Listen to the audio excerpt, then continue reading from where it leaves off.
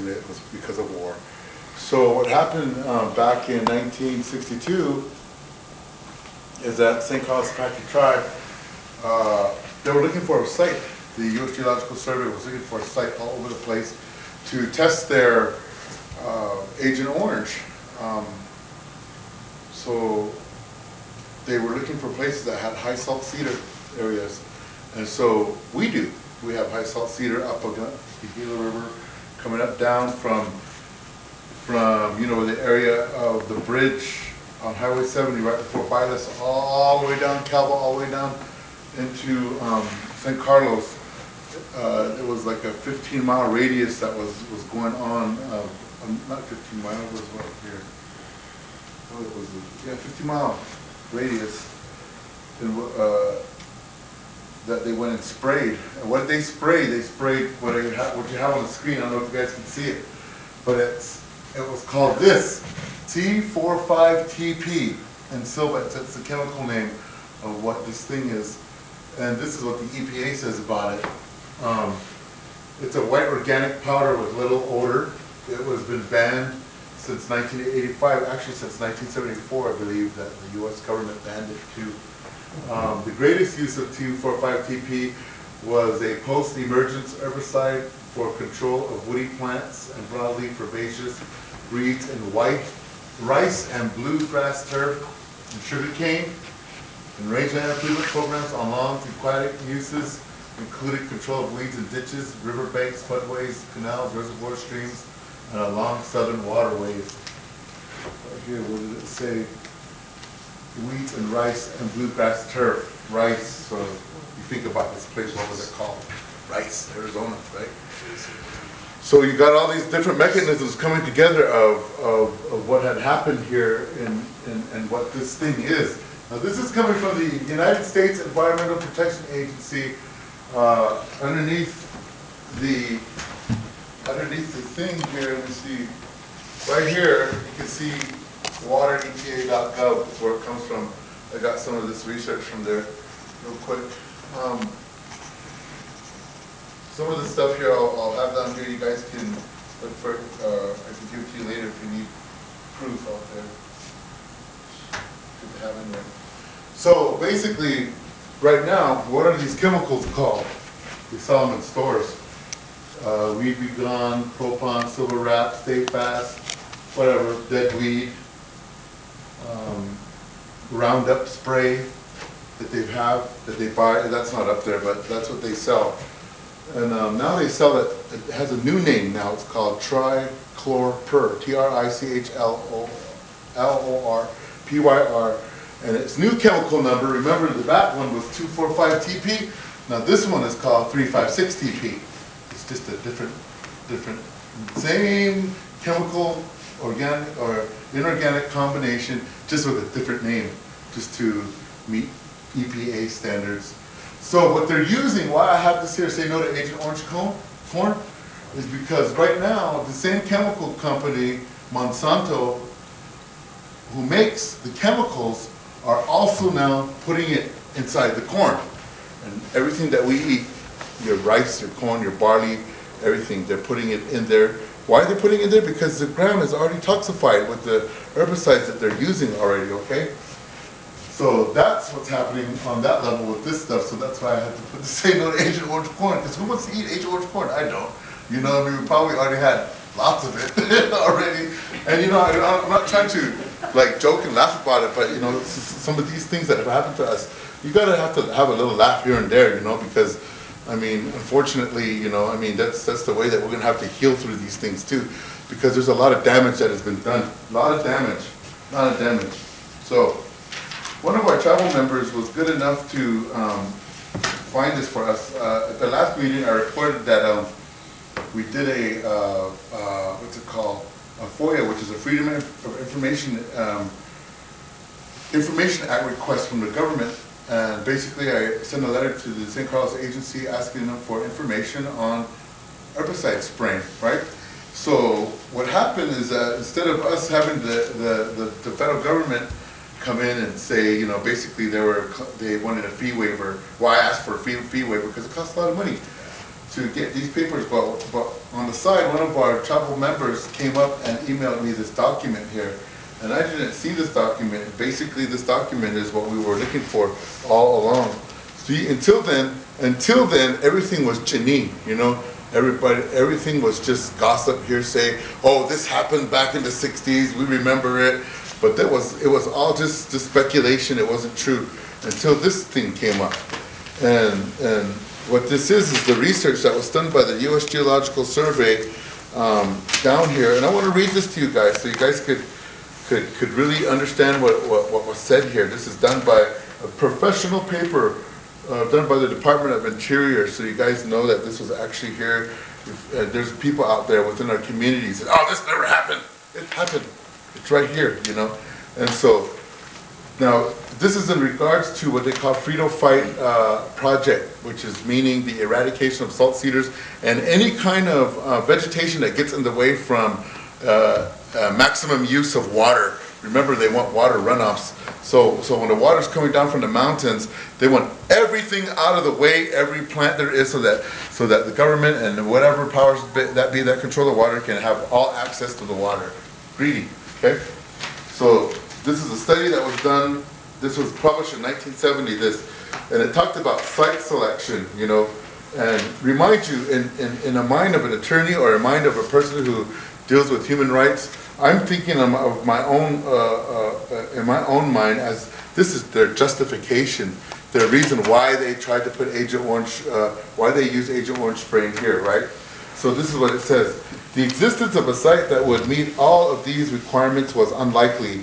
A request for recommendation was sent to several hydrologists in the U.S. Geological Survey who were familiar with the Frito-Fight problem. A field reconnaissance was then made of recommended sites, and records describing the sites were studied.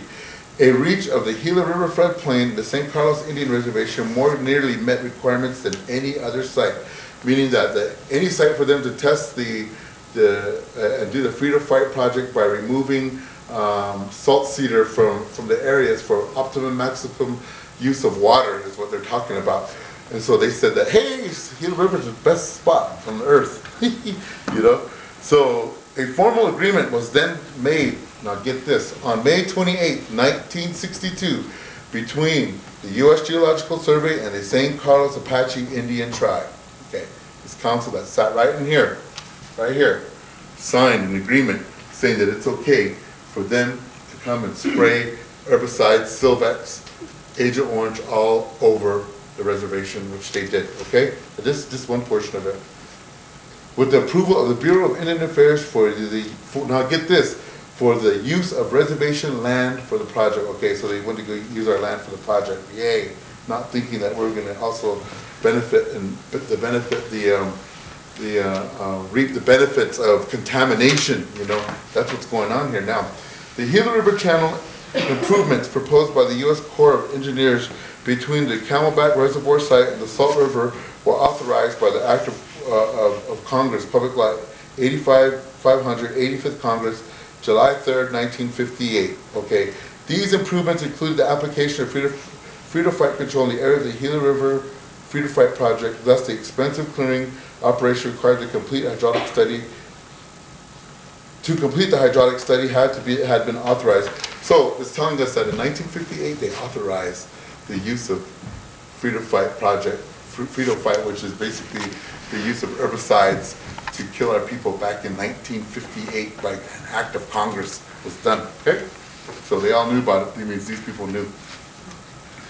Now listen to this. The project area is a 24-kilometer reach of the Gila River floodplain, extending from the highway bridge on US 70 near Bailes to a point 7 kilometers, which is 4.5 miles, north of the San Carlos River. Okay, you got the San Carlos River down here, and you got the Gila River right down there. At this confluence, you come 4.5 miles up the river. That was your spray area, which we're in right now, right here. And so this is part of it, okay? The reach, divided into three sub-reaches, extended into the upper part of the San Carlos Reservoir, so that a large area of dense salt cedar, a shallow water table, and sediment deposit typical seldom inundated parts of the reservoir and arid areas might be included. So they looked at their clay, they looked at the salt cedar invasive weed that we have here, and they looked at the water hydrology report of all this. They were doing it as a study, all prior to Vietnam and all prior to Korea, as a chemical agent tested on us back in 1964. So there's a trail of it going from 1958, when it was enacted by Congress, for it to happen to us. So this is what's going on here. So what's our plan, right? What's our plan? There was another person that was supposed to be here with us. She's not here right now, and she had pictures of things that was going on. Let me come back to here. Okay. So this is the question: does Agent Orange go away? Okay. Then remember, this again is under this is what I put, never, especially under these environmental conditions. Now this data right here comes from the EPA. 2,4,5-TP will strongly bind to soils and is degraded by microbes, so it isn't likely to reach groundwater. That is a lie, number one. Now when I say that, that's a lie because what this dioxin does is a chemical agent and it binds to organic material, meaning things that are living. Sand, dirt, plant material, water, whatever is alive. It binds to it completely and it doesn't go away. So it sticks onto there. It's like mounting a plastic onto your arm and just letting it hang out there for the rest of your life, you know? And that's what it does. Okay, now this is another lie. If released to water, 2,4,5-TP will bind to sediment, which you just got finished saying, binding, where microbes were slowly degraded, which is not true. It is a very low potential for accumulating an aquatic life, which is a lie also because when we went to go visit our friends up in Globe, in Calendar Canyon, you guys know where that is, Ice House Canyon, Calendar Canyon, Cobra Valley Hospital, it's that canyon between Ice House and there. That whole area, our friends, the McCusick family up there, they showed us pictures of their ducks, their geese, their animals, their frogs, all deformed with cancerous tumors on it. Their yucca sticks were like looking like snakes. The cactus was all like just mutated, and so that's what it is. It's a mutagenic chemical is what it is. Okay, so is our water safe? No, nobody's water safe.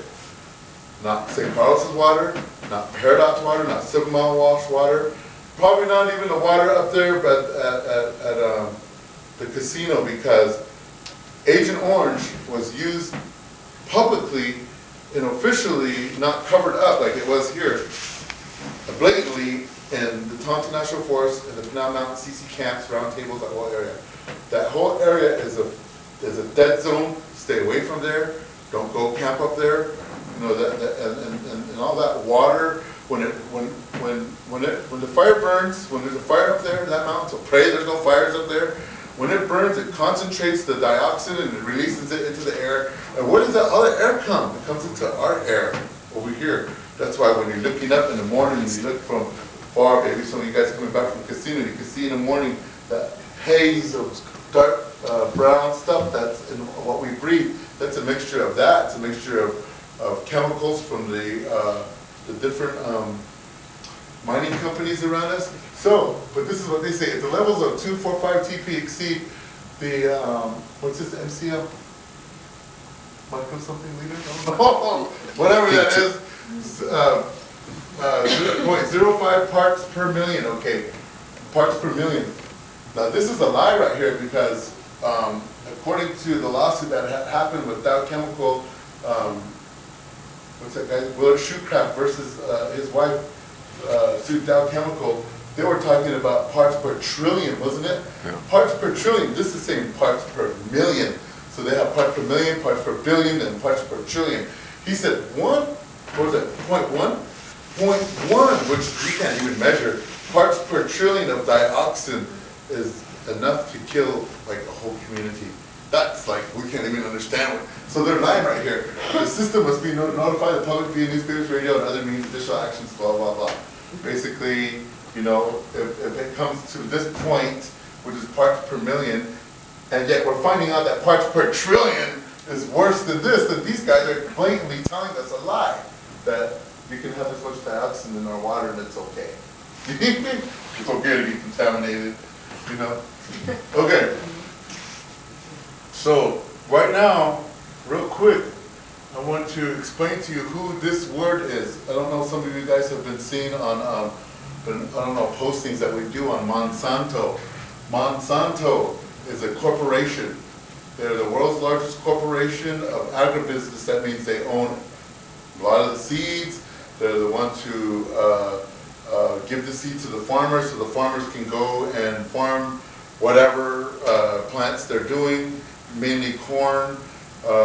Their whole purpose right here, well, it is our purpose to work alongside the farmers, to do exactly that, to work alongside. So they're right there with the farmers, throwing their chemicals into the ground so that they can maximize their profits, all about business. We do this by selling seeds. So the key right here, selling seeds. So now Monsanto is going all around the world and going to indigenous communities from South America, North America, Africa, Asia, and they're buying up their seeds and they're putting patents on their seeds, meaning that they want your Apache corn and your Apache squash. So they're going to go find somewhere that has Apache corn and squash, maybe down in one of the colleges or universities that may have samples of that. They're going to go over there and they're going to own it. And that means that you can no longer use it out here even, because there's been cases where they have already been sued, like big corporations have sued communities of indigenous people for using their own culture, maybe their own songs, their own foods and all this stuff. So all this stuff, they're using their law to take things away from us that belong to the people, right? Okay, so this is who they say they are, okay? In their website, they say they're producing more, conserving more, and improving lives. That's sustainable agriculture. So they're improving your life with the chemicals they're using in their food, you know? And that's what Monsanto is all about. So they're really putting it out there. This is, you know, we're going to improve your life. Just have some more dioxin. Mind you, these are the same company who made Agent Orange. Monsanto could not exist without farmers. Billions, including me and you, of people depend upon what farmers do, and so will billions more. In the next few decades, farmers will have to grow as much food as they have in the past, 10,000 years combined. So why? Why do they have to have to grow as much food as they have in the past 10,000 years? How do they know how much food we use in 10,000 years? You know, for one thing. And why do we have to grow 10,000? Well, you know why? It's because they're going to own all the seeds. That's their plan. You know, it's as simple as that. So they're trying to own all the seeds at the same time, and they're also, right here, it is our purpose to work alongside the farmers to do exactly that. We do this by selling seeds, traits developed through biotechnology, manipulating the genes. That's why we're mutagenic right now. Some of us have a cleft lip palate, 2 rows teeth. Some of us have a big giant head. Some of us' eyes are way separated, and we like to say it's fetal alcoholic syndrome, or we like to say it's, oh, those guys were on drugs when they had kids, or she went to the dance pregnant and went dancing underneath the TV. You know, you've heard all these things, right? I mean, and I've heard that story of someone got retarded because their mother was old and she went dancing underneath the TV. Now she's, you know, it's like, what the heck? So this is what I'm saying, or, you know, my child is supposed to be like this because someone did witchcraft on me. All of these things is what they've been saying all these years. Yet the real one is this company. They're the ones who sprayed and used their chemical to mutate your genes. And this is, okay, type 2 diabetes. How many of our family members have that stuff? I know mine does, you know? And that's a huge thing that we all have. The kids, you just gotta think about the kids. It all goes back to them. Okay, now this is what I put out there. Who is Monsanto? Monsanto is an agribusiness. They're the biggest agricultural business in the world. So they deal with seeds, farming, crops like corn, wheat, soy, rice, dairy, meat processing, and they produce chemicals that kill weeds, herbicides, and they're agriculture commodities business. Everything is all about business. Even this tribe is all about business. The same chemicals, now listen to this, sold to the farmers from Monsanto, like Agent Orange. The farmer then uses them in their crops that Monsanto owns, so Monsanto owns the crops too. Then it's sold to the companies using the crops, so Kellogg's gets the corn and they make cornflakes for us, okay? Which then, the crops are processed, like I said, turning into corn into super marketable foods, which then is sold to us consumers at our kitchen tables. So, Heinz, Hunt's, Best Foods, Duncan Hines, Kellogg's, Nabisco, shredded wheat, all this good foods that we have out there, even Tyson chickens, your meat processing companies, all have Agent Orange in those food right now. They all have tested it with dioxins. They're all killing us, and they're all making everybody sick. Problem is that's what's happening out there in their world. But we're already have it in us. Some of us were born with it already. Mutated, our genes mutated already from the beginning. Oops. Okay, the same weed killers known as Agent Orange or Silvic is what they sprayed along the St. Carlos and the Gila rivers back in mid-May of 1964, and are the same chemicals they use in their agribusiness that feed billions of people in the world, known as Weed Begone Roundup, which contain trichlorpyr-356-TP, which is the same as 2,4,5-TP with a new name. So basically what I'm trying to do is just give an education on what these chemical compounds are. They're the same thing, whether or not you want to call it Agent Orange, 2,4,5-TP, 3,5,6-TP, trichlorpyr, or dioxin, DDT, whatever you want to call it, they're all the same, you know. Sorry I'm having fun with this, but, you know, just real quick. Okay, I didn't finish it. Sorry I didn't finish it here, but this is what I wanted to put. Agent Orange, coming to a mountaintop near you. You guys need to know that real quick. So back in 2012, as we got message from our friend Bob McCusick in Globe, they were doing a recent study. I guess the USDA was doing a study from Albuquerque about herbicides again. So they went and they did a study about reintroducing it, this 3,5,6-TP, which I got finished telling you, 2,4,5-TP and 3,5,6-TP are the same thing. It's just different names now. So this is why I said it's coming to a mountaintop near you. What they're doing in 2013 of March, they're going to start spraying Tonto National Forest with the same thing again. They're just going to start doing it once again in all of our areas. And where's that going to run when it rains down here? It's going to run into your sink, down to your river, down to your dance ground, down to your ceremony, your sweat lodge, your mesquite bush where you're drinking your quarts, you know, wherever. It's going to be there. And that's the reality of it. It's going to end up in our drinking water. And the thing is that our EPA here, Loretta Stone, and our own Environmental Protection Agency in St. Carlos will tell you that it is all gone away, that it only has a shelf life of 25 years. But I want to tell you something. Scientists from around the world who study this dioxin have said that this has millions and millions and millions of years of shelf life. It doesn't go away. And now that St. Carlos, where we're sitting on right here, we're in contaminated zone. Every single time it floods down here along the river, it brings up that new concentrate of dioxin that's been hanging out there for all these years. And so every single time the heat comes and it gets hot, every single time it gets concentrated more and more as it gets hotter and hotter and hotter.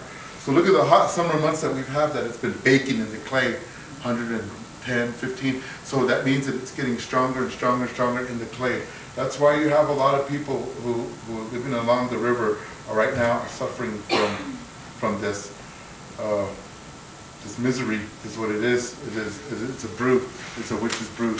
And now we're going to have to deal with it. And how we're going to deal with it is first of all, we've got to be praying about it, getting that out of the way. We can't be blaming. Yeah, we have the proof right here that our council was in cahoots with it, but we can't be saying, oh, it's their fault only. They should have known. Yes, we know it's your fault too. You know, we know that.